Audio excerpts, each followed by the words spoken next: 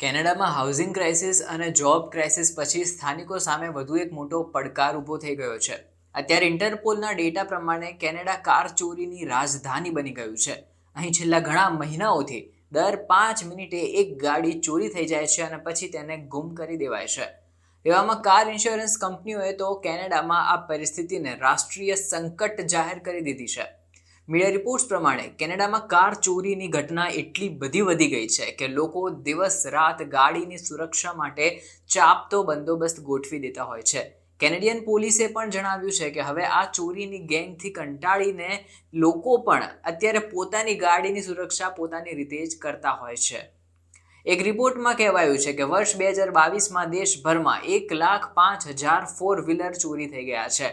એટલે કે અંદાજો લગાવીએ તો ઇન્ટરપોલના ડેટા પ્રમાણે લગભગ 5 મિનિટમાં એક ગાડી કેનેડામાં ચોરી થઈ જાય છે.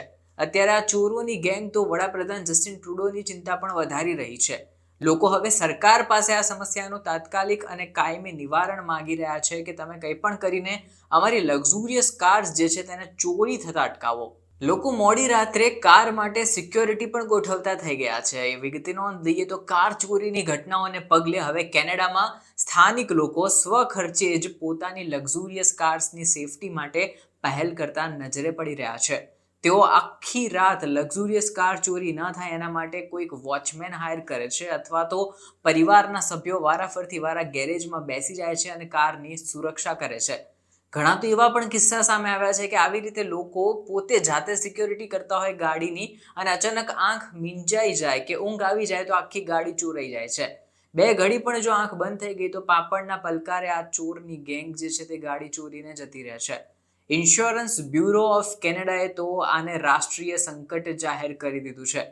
ઇન્સ્યોરન્સ કંપનીના જણાવ્યા પ્રમાણે ગત વર્ષે તેમને ચોરી થયેલી ગાડીઓના ક્લેમ્સ ઉપર $1 અરબ થી વધુની રકમ ચૂકવવી પડી હતી. જોકે બીજી બાજુ કેટલાક કેનેડિયન્સ પોતાની કારની અંદર એક સિક્રેટ જગ્યા ઉપર ટ્રેકર લગાવી દે છે જેથી કરીને તેમની ગાડી જ્યાં પણ ગઈ હોય ત્યાંથી તેમને મળી જાય છે.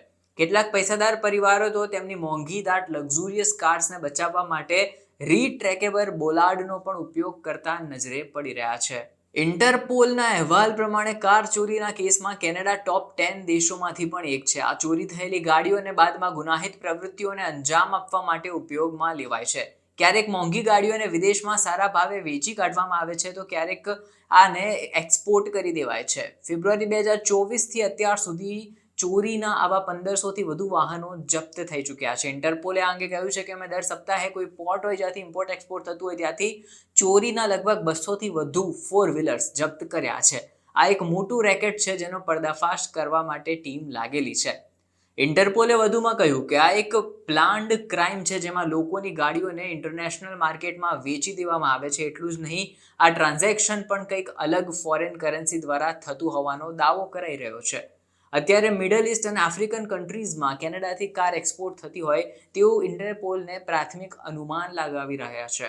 ઇન્ટરપોલે જણાવ્યું છે કે આ કાર ચોરી કરીને એક્સપોર્ટ કરવાની જે મોડસ ઓપરેન્ડી છે એનાથી ઘણો બધો પ્રોફિટ ગેંગો પણ લઈ જતી હોય છે. તે એક મેજર રેવન્યુ સ્ટ્રીમમાંથી એક છે. અત્યારે અમે એવા એક્સપર્ટ્સને રોકવા માટે બોર્ડર ઉપર ચુસ્ત બંદોબસ્ત ગોઠવી દીધો છે જેથી કરીને આ બધા એક્સપોર્ટ્સ જે છે તે બંધ થઈ જાય અને કાર ચોરીની જે ઘટનાઓ છે તે પણ ઘટી જાય.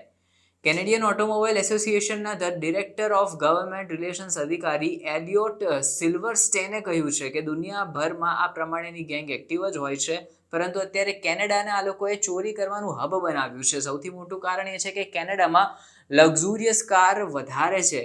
મોટાભાગના લોકો પાસે મોંઘી તથા એસયુવી સેગમેન્ટની કાર છે જેની ઇન્ટરનેશનલ માર્કેટમાં બમણી કિંમત પણ મળી શકે છે. કેટલીક વિન્ટેજ કારો પણ ચોરાય છે.